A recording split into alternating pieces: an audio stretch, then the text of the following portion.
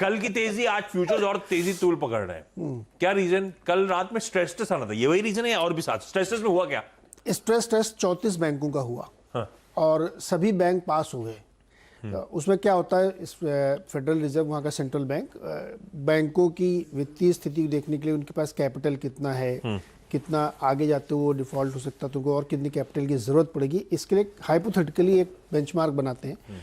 देखते हैं कि उस बेंचमार्क पे इनकी बैलेंस शीट कितनी खरी उतरती है, तो उस पे सब पे जो है ये बैंक पास हो गए, सब ने उस थ्रेशोल्ड को अच्छे से पास किया है।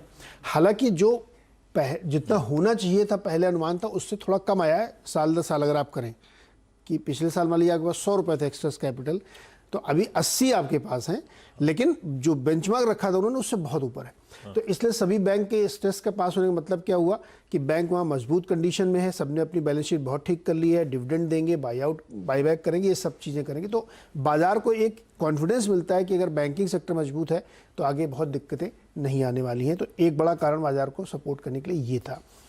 दूसरा, इतना फॉल के बाद शॉर्ट कवरिंग डेफिनेटली है, तो डिप बाई करने के लिए आ जाते हैं। जैसे ही मार्केट में थोड़ी सी हरियाली दिखती है तो लोग बाई करने आते हैं। तो स्टॉक कौन से चल रहे थे? टेक्नोलॉजी चल रहा था कल, डिफेंसिव स्टॉक्स चल रहे थे, शुरुआत लोग वहीं से करते हैं, वो बिल्कुल होते हुए दिख रहे थे।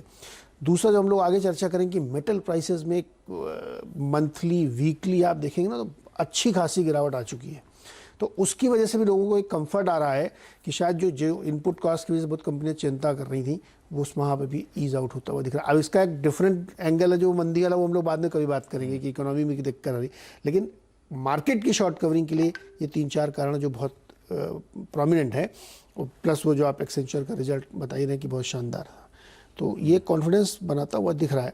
सस्टेन करना चाहिए, मेरे को लगता है बहुत तेजी बनी हुई है। एक्सेंचर के नंबर्स पे आगे डिटेल में चर्चा करेंगे क्योंकि उससे हमारी इंडियन आईटी भी लिंक्ड है कि पता चलता है आउटलुक कैसा है। तो सेक्टर स्पेसिफिक आगे जाते हैं। ब्रॉडर पिक्चर ये आपके सामने प्रेजेंट। यूएस में जो बैंक्स का फेड ने स्ट्रेस टेस्ट करा था वो बढ़िया रहा, सारे पप्पू पास हो गए और सरकार भी जो लगातार कोशिश करी ना, उन्होंने गैसोलीन पे टैक्स कम करा दिया जिससे कि पेट्रोल के दाम कम हो। गैस नहीं, एक्चुअली वो पेट्रोल है, गैसोलीन बोलते हैं, तो इसलिए कहीं भी गैस लिख गया होगा तो ध्यान रखिएगा। उसके लिए आज एक और बहुत इमरजेंसी मीटिंग बुलाई गई है सारी ऑयल कंपनीज की तरफ से। तो बीच बीच में चर्चा चलती है ना, विंडफॉल टैक्स लगा देंगे, कंपनी से पूछा जा रहा है कि आपने जो इतना प्रॉफिट कमाया है वो क्यों ना हम आपसे वापस ले लें, प्लस आप दाम कम करिए। तो अभी मुझे लगता है कि शायद कुछ और कदम उठाए जाएंगे, तो और ज़्यादा महंगाई को कम करने की कोशिश सरकार की तरफ से हो रही है, क्योंकि बाइडेन साहब दिक्कत में है। बाइडेन साहब दिक्कत में क्यों है? वो कुछ वो अप्रूवल रेटिंग और गिर गई है। एक्चुअली बाइडेन साहब हमेशा से थकी हुई अप्रूवल रेटिंग थी वैसे। नहीं, बाइडेन साहब की अप्रूवल रेटिंग हमेशा 50 से ऊपर होती थी, लेकिन पिछले साल अगस्त से वो 50 के नीचे आ गई थी। अब वो गिरते गिरते 36% पे आ गई है इस समय। जो ताज़ा रेटिंग 36% है, इसका सीधा मतलब है नवंबर में सब चुनाव हार जाएंगे वो। इतना ज्यादा लोग नाराज हैं। अप्रूवल रेटिंग मतलब उनका कार्यकाल कैसा जा रहा है, आप कैसे आप उनके कामकाज से खुश है कि नहीं है, आप उनको चाहते ही बने रहे वो दोबारा, तो वो रेटिंग इनके यहाँ चलती रहती है हमेशा। अप्रूवल रेटिंग 36% है, जो कि बहुत नीचे है। तो वो डरे हुए हैं नवंबर के चुनाव को लेकर के, इसलिए भी वो सब कदम उठाए जा रहे हैं। तेल कंपनी को बुलाओ, डांट लगाओ, कम करें। तो ये एक इंपॉर्टेंट फैक्टर था जिसको ध्यान में रखना चाहिए।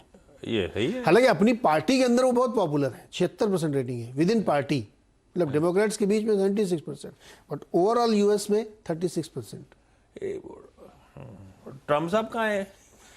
ट्रम्प साहब जब से ट्विटर बंद हो रहा है ट्रम्प साहब तो एक्टिव ही खत्म हो। हम लोग वो खैर पॉलिटिकल इशू है, ट्रम्प साहब उसमें बहुत बुरी तरीके से फंसा दिया है वाले। हाँ, वो जो 6 जनवरी 4 जनवरी की झगड़ा हुआ कैपिटल हिल वाला, उसमें बहुत बुरी तरह फंस रहे हैं वो।